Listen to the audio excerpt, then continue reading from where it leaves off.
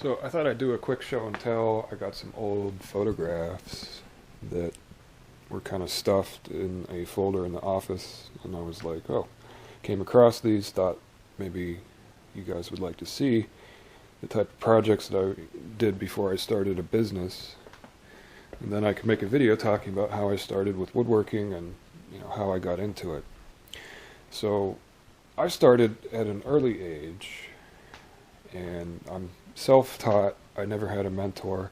I never had anybody to teach me how to build things. I just picked it all up on my own using the resources that I had, which at that time was really just the woodworking magazines and the tool catalogs.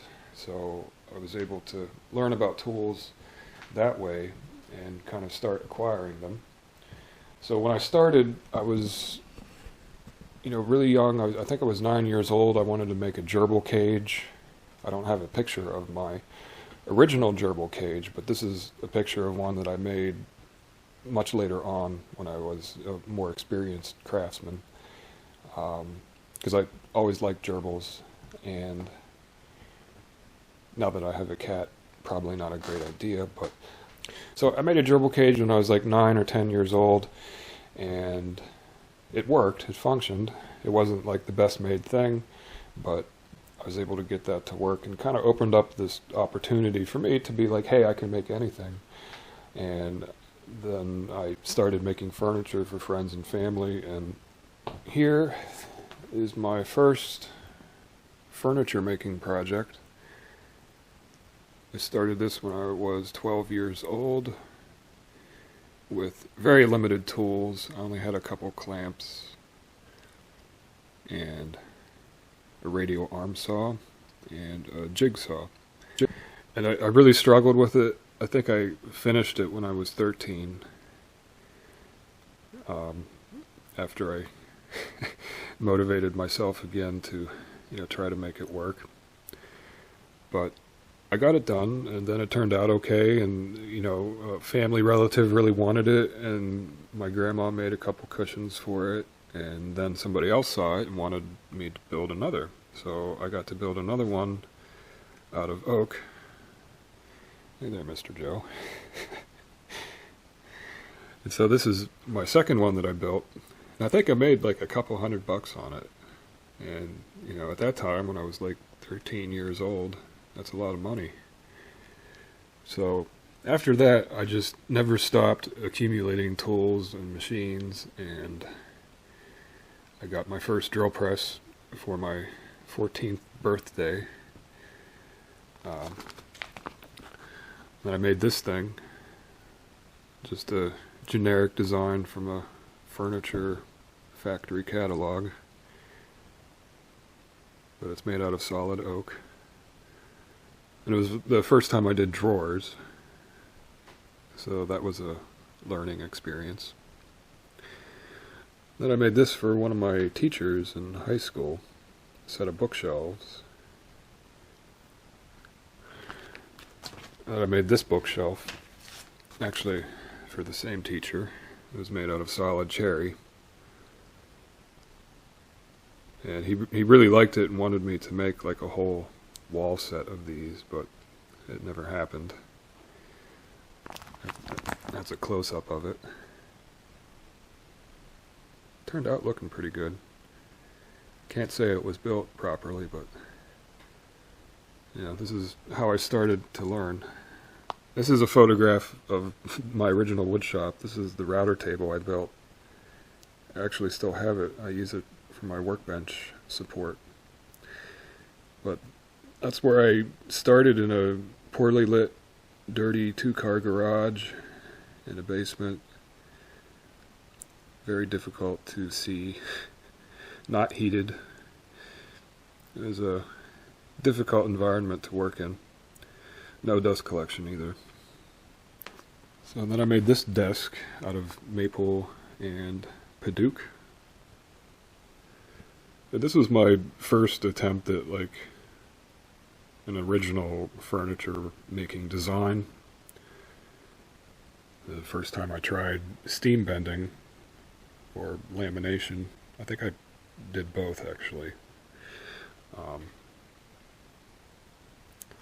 But this turned out okay. I was happy with it. And I did machine cut dovetails.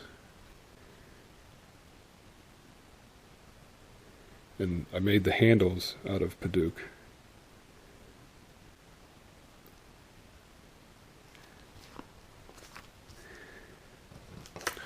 And I made this thing in summer home from college. I called it the Beast. And kind of Asian inspired, I don't know.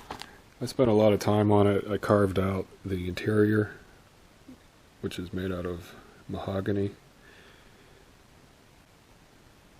These photographs aren't very good.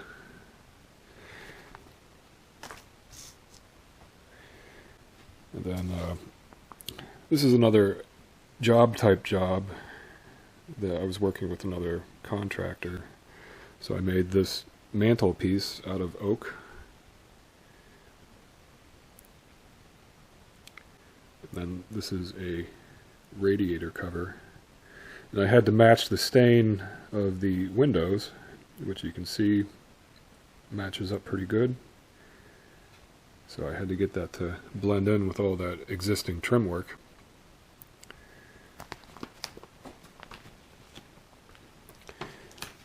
And this is a decorative box that I made. Kind of funky.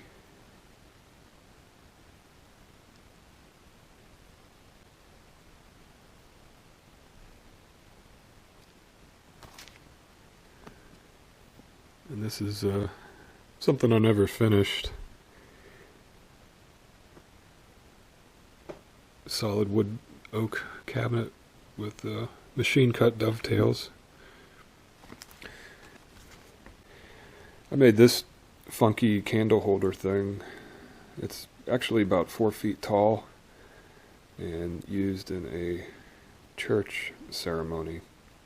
The bowl on top comes apart and is a candle holder. And then these are some other jobs. This is a coffee table that I glued the top right down to the base because I didn't understand the wood movement. So this one cracked up and failed. So that was my first failure. This is a kitchen cabinet that I was paid to replicate, just an add-on. So it was another color matching finishing job. And it turned out well. The people were happy with it. These are some lamps. I used to go out into the woods and cut down small trees and make all kinds of turnings and stuff. So I used to make these lamps. And this one is elm. This is my best one. That turned out good. And this one is made out of pine.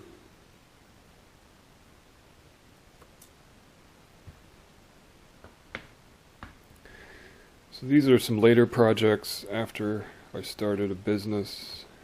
This is the original furniture catalog from Nicholas and Riley. That's the guy who started the business, who ended up going AWOL, conning a bunch of people out of money, owing me a bunch of money. And but that's how I, adapted to this style and, learned all my marketing pizzazz. It's from this guy, a con artist. And he made these hand-rendered drawings of the product line. And this is what you would show up to introduce yourself at another retail store and, sell your image. And, this is what you would, give people to just give an idea of what you do and what your style is. And it was effective. But then later on I took over the business, and this is my first catalog that I would do the networking with other stores. Just had a few pictures and then just, some general designs that I've done with the pricing so that people can just get an idea of, what things cost. And designers would use this as a resource just to, get ideas from. And this is an armoire that I built to be a more refined, solid wood approach, because I got sick of just doing all painted furniture at one point, and I wanted to try something natural. So that's made out of cedar.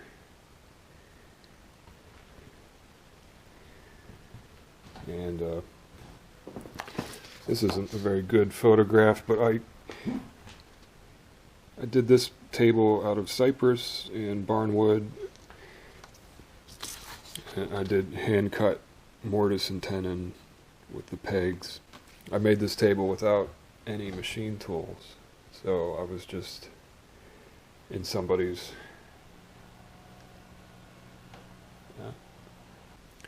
So that's just a quick little show and tell here, and just showing some of these old projects.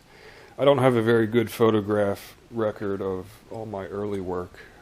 I don't think I even have any pictures of what my original woodshop used to look like when I started, but it was pretty ugly, let me tell you.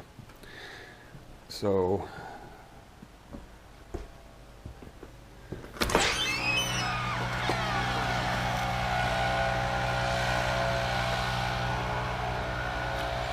there's a job. Keeping ice off the railroad tracks.